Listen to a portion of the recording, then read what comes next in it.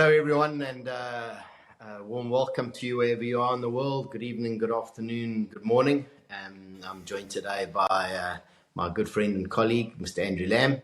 Hello, Andrew. Good to see you. How you doing, Luke? How are things? Very good, thanks. So today we're going to have a chat about executive coaching. And, you know, these days companies are investing a lot of money to make their executives better leaders. And among the leadership development options, obviously, is executive coaching. Though the big question that's on everyone's mind is, are we getting our money's worth?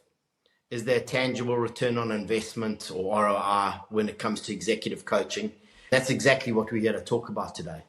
Is to help us to get into the nitty gritty of it all. We're going to just discuss how and why and what the real return is to companies. So with that in mind, Andrew, what is the role of a leader? Very simple. The role of a leader is to inspire others. And I'm going to take the words from Richard Branson. The leader should clearly set the vision, get the right people in the right seat, and get the heck out of the way. So that's the role of a leader. Set the vision, get the right people in the right seat, and get out of the way. Those are the three things that is what a leader's role is. Fantastic. Couldn't agree more. So with that in mind, what are the metrics commonly used to gauge the effectiveness of executive coaching in today's business environment? Obviously, OKRs and KPIs, 360-degree feedback, and what are people working on or going to work on this quarter, and employee levels. So looking at this, what are the KPIs and OKRs for the business? What are the numbers? What are they improving on? What are they driving towards the improvement?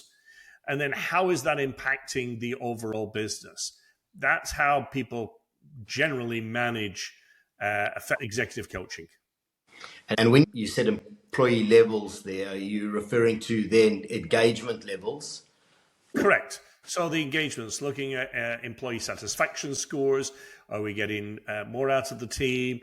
What are they working on? How enthused are they? Are they inspired, et cetera, et cetera?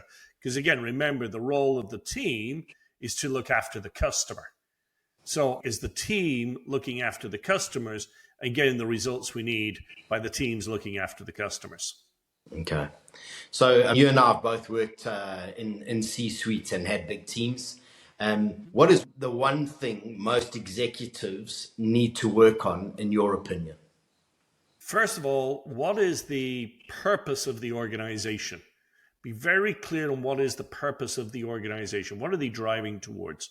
And then the second thing is putting the right people in the right seat on that bus. So what they should be working on is the organization. What's the purpose, right? Making that very, very clear. And then getting the right people in that seat to get the results that we need from the business. That's what most executives need to work on. And then the last thing executives need to work on is how to inspire people. How to inspire those people that you've put on the bus to get the results that you need. Okay, so that's an easy thing to say, but what and how, what is the best way to inspire your team or your people? Great question that's been asked for years, right? How do you inspire team members? Well, how do you inspire people? Is you actually have to know their purpose. You've got to understand what's driving them. And the quickest and easiest way to do that is actually to get them to take a YOS. So understanding their purpose, understanding why they do what they do, understanding what do they do and how do they do it. So understanding somebody's purpose, direction, and delivery is really, really important. If you understand that, you can inspire people by that. So let me give you an example. If you want somebody, we're going into a new environment, a new area, and you want to come up with some new things, some new solutions, some new products. You need challengers in the business. You want people that are doing things a better way, right? So if you bring in challengers or better way people into that organization, you can inspire them by saying, we want to challenge the status quo. We want to do things better, right? You're now speaking their language. Once you start speaking their language, communication is what you get back. Once you start talking their language, you can inspire them to go and take action. No point in putting somebody that's a master in an organization that is driving change, because guess what? They want to dig deep, deep, deep. Yes, there's a place for them on the team, but it's not driving change. Put the right people in the right seats on the right bus, know who they are, and drive them through their purpose. And maybe we come back to that, because I think there's so many of those tools, and I know you and I are obviously passionate about the YOS discovery and that tool, but I mean, loads of executives will be looking at DISC, they'll be looking at strengths, Myers-Briggs, all of those. But firstly, let me go into this. To what extent can soft skills, such as leadership and emotional intelligence, be quantified to measure the ROI of executive coaching, if that's an area that we're saying it has a huge effect? It does, right? So it's understanding. Understanding is the key. So quantifying people, yes, people are people, right? Let's be honest. We are all humans. We all have our strengths. We all have our weaknesses. Understanding what our strengths and our opportunities are is really, really important, because if you don't understand them, how can you work on them? Quantitative soft skill assessments, behavior assessments, peer reviews, leadership impact surveys, these are all things that you can do to understand. Once you understand, now you can start moving in the next step, which is, can I, or how do I improve, or how do I change what I need to change? That sort of takes us to where we were. What tools or methodologies exist to quantify these seemingly intangible skills? And hundreds of tools out there. I mean, there's EQ tests, there's the Myers-Briggs, there's a whole host of them, right? So there's behavioral analytical tools, there's simulations, there's psychometrics, there's scenario-based. I mean, the list goes on and on and on and on and on. But these are tools that are looking for those intangible skills. What it doesn't tell you is what motivates you, what drives you, what drives your purpose. That's why we really embrace the YOS, because it gets to your purpose.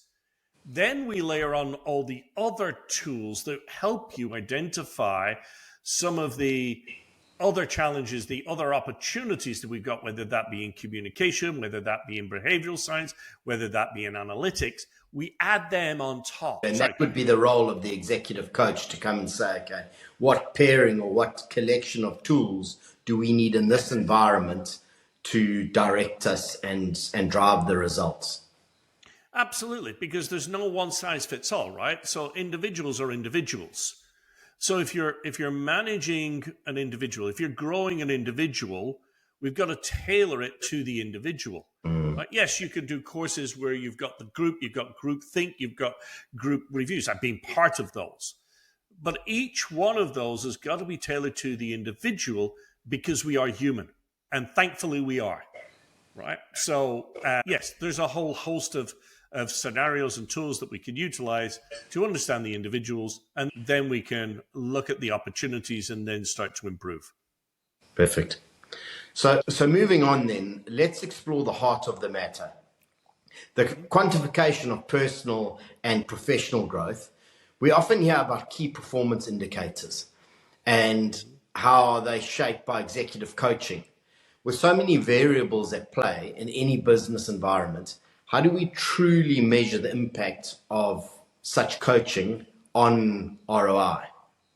So obviously there is the OKRs and KPIs of a business. Okay. The 360 feedback, right? So getting that feedback. So there's benchmarks, right? And then I think the other one is the employee engagement levels, right? So again, we go back to, this is all about leadership. Leader is inspiring others. So from a leadership perspective, we can measure from OKRs and KPIs, 360 feedbacks on specific things that we're working on. And then I would go back into employee engagements. How are the team engaging and driving and improving the business? Those will be the metrics that I would look at. So Is there a reliable methodology then to isolate the impact of executive coaching from other variables such as market conditions or team dynamics when calculating that, Andrew? Data is data. Okay, so a lot of people show me the data that does this, right? So again, it depends on the cleanliness of the data, the unbiasedness of the data. So obviously, things that we can measure, time-bound analysis, right? Did we improve over a period of time? Data assessments. Is somebody improving in certain places that we can actually validate using data? And then there's the other methodology, which is not quantitative but qualitative, is feedback, right? Human feedback. So yes, I think there's time-bound analysis, there's data-driven analysis, but there's also the human feedback loops. So then an organization has now brought Luke Dillon and Andrew Lamb to come and do some coaching. How do they typically control for these external factors in their analysis? So there's been a change in a dip in the market, for example, or the market's growing radically. How do they then look at it and say, this is our ROI directly as a result of an executive coach? So obviously benchmarking, right? Benchmarking where we currently are and having those specific numbers in place. Okay. And then looking at where we're going towards, right? So let's say that the nominal growth is going to be 1.5x. Through coaching, did we get to 2x, 2.5, right? So understanding the market normalization of the numbers and then internal controls, right? So one of the challenges in project management is what's the ROI, right? What's the return on investment or what's the return on revenue? That's easy to calculate when you're only changing one thing. But if you're changing dozens of things, how do you manage that? How do you measure that? So benchmarking, setting the data, normalizing that data, and understanding what else is changing is very, very important. Okay. So then what are the key performance indicators that are most responsive to executive coaching? And how do these KPIs then translate into financial gains or losses? Number one, team engagement score. Okay. Number two, decision to speed. Number three, bench development, right? And number four, I would say percentage of delegation. Let me go into those. So team engagement score, decision-making speed, bench development, and delegation. So again, I go back to the team is responsible for managing the customer. So are we improving the customer experience? Are we engaging the customer better? Are we getting more share of wallet from customer? Decision-making speed. Are we making decisions quicker and faster and easier and getting better results? Right? It's not all about speed, but it's getting better results, right? So a decision that used to take us 6 months, we can now do in 3. A decision that used to take 3 months, we can now do in a week. So what's the decision-making speed and the end result of that? Bench development. Who are you building in your team? Again, the leader's job is to inspire. So how are you developing your bench so that you've actually got people behind you in all of the different parts of the organization? So the business is not dependent on one person. You're inspiring others to step up and grow. And then finally, as a leader, how much are you delegating your work to other people and it being done? So utilizing your bench and doing percentage of delegation, how much of that is increasing and getting better results? Those would be my KPIs. I think one of the key things there that I've noticed, and I'm sure you have, is that decision-making speed that happens when a team is more collaborative as a result of coaching. There's confidence and some vulnerability, and people are just confident that they're being looked after, the leader's invested, and suddenly they can make decisions. And even if they're bad decisions, they'll get supported. So thinking of that, how do companies then align the KPIs with the specific objectives of executive coaching programs? So obviously goal setting workshops, right? Sitting down, understanding what we need to get done, what are the outcomes that we need to do, and how are we going to get there? So as you said, collaborative engagement with the whole team, setting the goals so everybody's clear and aware, and inspiring people to get there. Feedback-driven adjustments. So how are we getting that feedback, real-time feedback as an executive? What's working, what's not working? Why is it not working? How are we improving, right? Being very focused on the thing that we're trying to change, right? One of the challenges with leaders is communication. All right? How do you improve your communication across the board? How are we making sure that the changes that we're making are really improving? And then making sure that within that plan, you've got that customized coaching plan to get you there, right? Having that objective outside view and making sure you're driving the appropriate changes to get you to those results. So again, goal setting workshops, feedback-driven adjustments, and customized coaching plans is how I would align to those KPIs.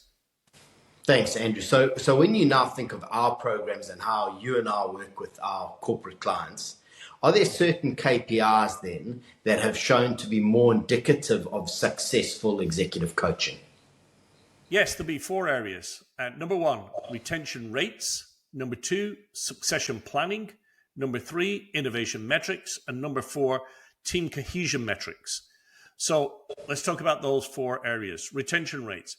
What is the retention rate of the business, right? Especially around key employees. How many of those key employees are you keeping and growing? Succession plan. What is your succession plan on every level of the organization? So you got the right people in the right seat to take the next step, right? So you're constantly growing the organization, inspiring people, putting the right people in the right seat on the right bus. Innovation metrics. How are we innovating within the business? How are we asking the right questions and getting the right inputs from everybody, siphoning through the data to get us to the right place that we need to do to making decisions quicker, faster, better. And then the cohesion, how are the teams operating internally together, right? In multifaceted organizations, how are those organizations cohesive? How are we supporting and growing each other through the organizations? So those will be the 4 key areas I'd look at: retention rates, succession planning, innovation metrics, and team cohesion metrics. Great. So before we wrap up, it's essential to address the myths surrounding the ROI of executive coaching. And the misconceptions that are out there can influence decisions, and it's crucial to separate fact from fiction here. You and I come across that all the time in the marketplace. So in your opinion, what are the most prevalent myths surrounding the return on investment of executive coaching, and how do these misconceptions affect companies' willingness to invest in these programs? So a couple of areas. There's an immediate ROI. Some cases there is, some cases there isn't, right? It depends on the executive, depends on the team. Is there an immediate ROI? One size fits all.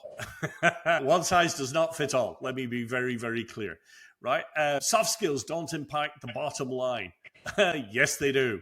ROI is purely financial. No, it's not. Return on investment is growing people, right? Growth mindset has been one of those key phrases out there.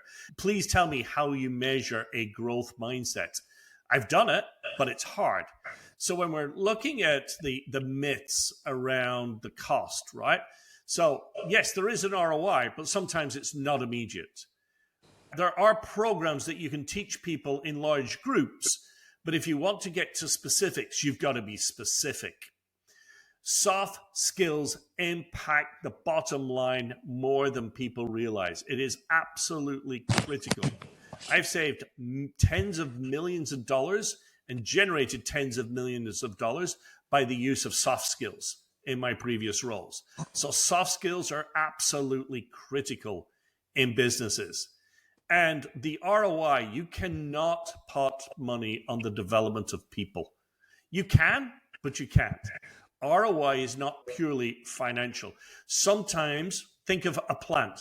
If you put a seedling in the ground, are you going to get an oak tree tomorrow? No, that takes hundreds of years. But when it comes out, it's majestic. Can you wait that long? Sometimes the answer is no. So what do you need to work on right now to get you the results you need? Be very specific, be very intentional, and drive that. But also, what is the long term that you're looking at? How are you developing your core team to take over the organization to get them to the number they need to get to? I'm going to use an example, and I heard of this case there recently, and it's the WD-40 organization. I was reading an article about, return on investment, and the market wanted returns on numbers and things like that. And they asked the CEO at the time, and they said, so all the work you're doing internally is not delivering the numbers you want that needs to be delivered. And his response was, those are the street numbers, not my numbers. Our business is being built for the long-term growth of the company. You measuring on a quarter is not going to be reflective of what we do. That company came out and is doing extremely well. They built the culture, they built the organization, they built the people intentionally internally to get them to the long-term goals. So again, lots of companies want it now and wanted it yesterday, and I understand that because of market pressures.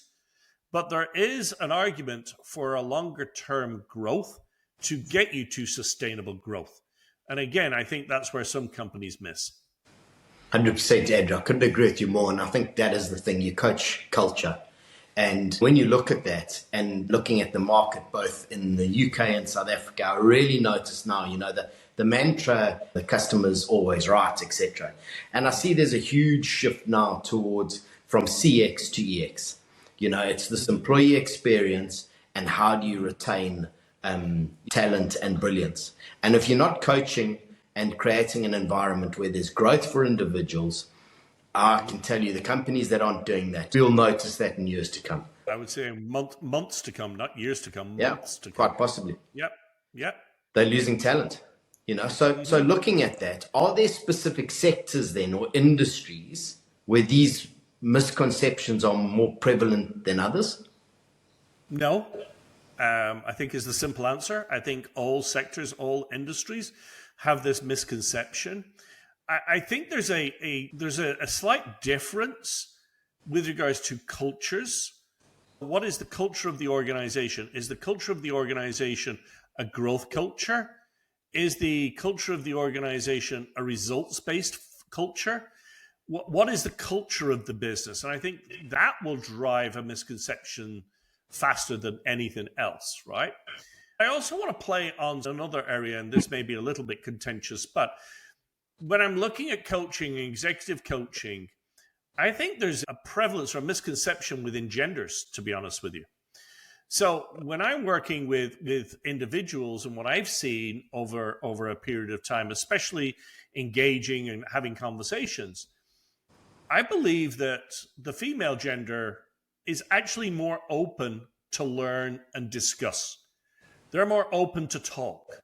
They're more open to understanding what they need to do to get them from point A to point Z. Unfortunately, I think there's been a historical trend where men have got to know it all. They've got to know the answers. They've got to know what the problem is. They've got to know what the solution. And if they don't, they're weak. And I think that within the gender, females are more open to exploring and understanding and communicating and having input and seeing things from a bigger picture. Where I would say that the male generation or male gender is not. They've got to have the answers. And unfortunately, they don't. I am one of those. I don't have all the answers, right? You've got to be honest enough with yourself to understand you don't have the answers and be honest with yourself and humble enough to ask for help. Because if you don't ask, you don't get. No, I don't think there's a misconception. I think the difference is more in the culture and the genders. Food for thought, definitely. So some would argue then that the benefits of executive coaching are too individualized to be generalized for ROI calculation. How do you counter this point of view? Real easy.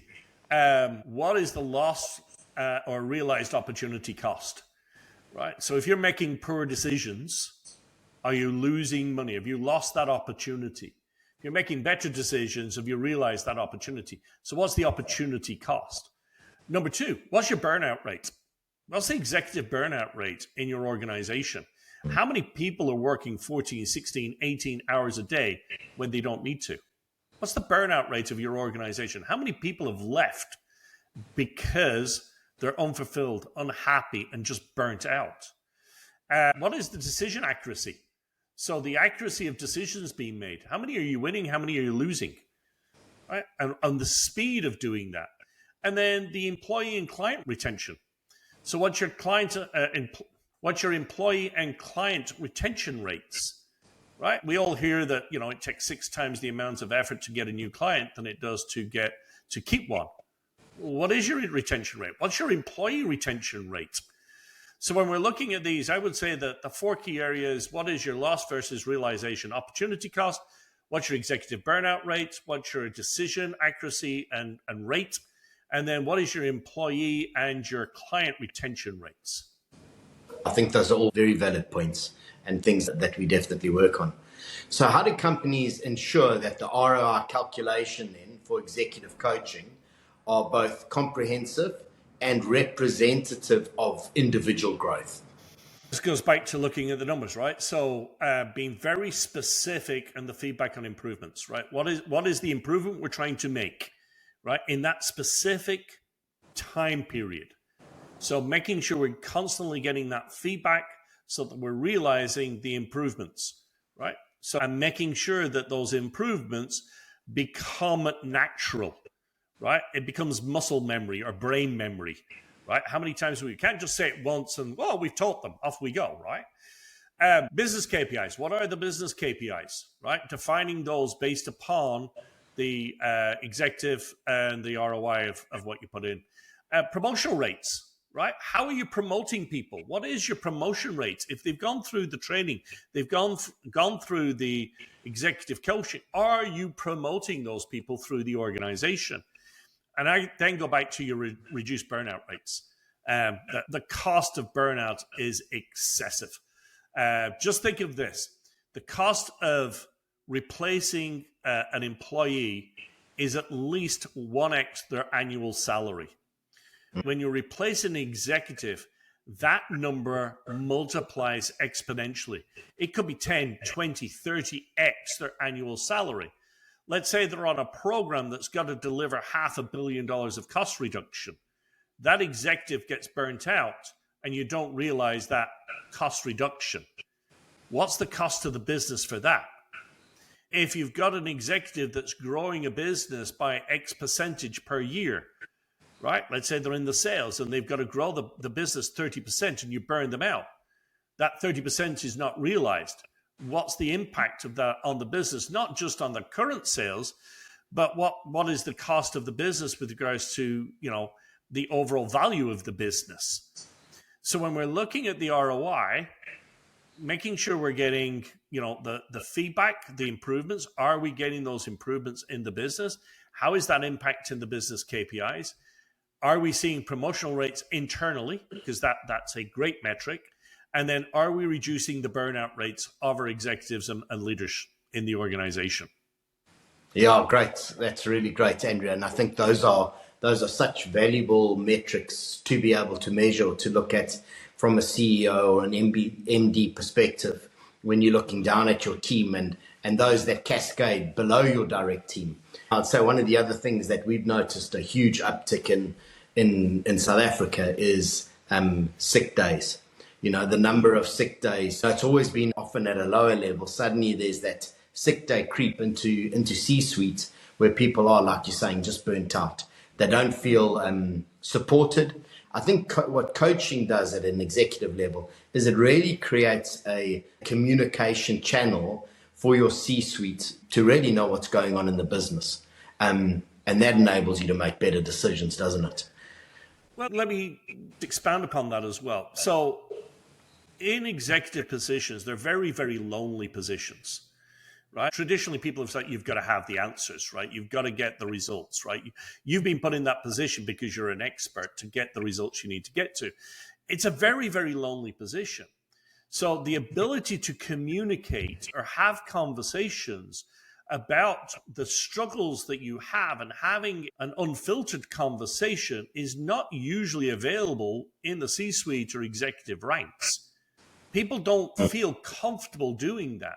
So having a coach that not is only driving and growing you, but has the ability for you to have open conversations and be very transparent with that individual about what's going on both internally and personally is a release point, and a release point that most people don't have.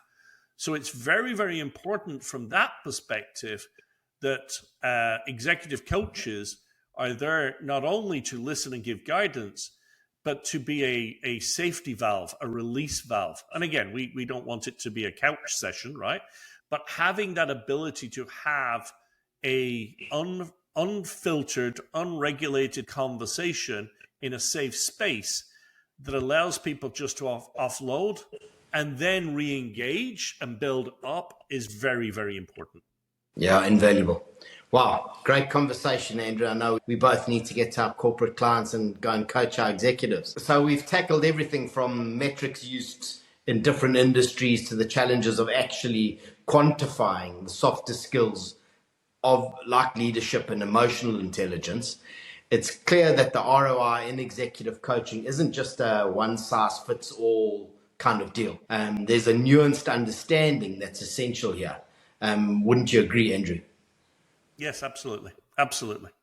So we've delved into these key performance indicators that can actually translate into financial gains or losses for a company.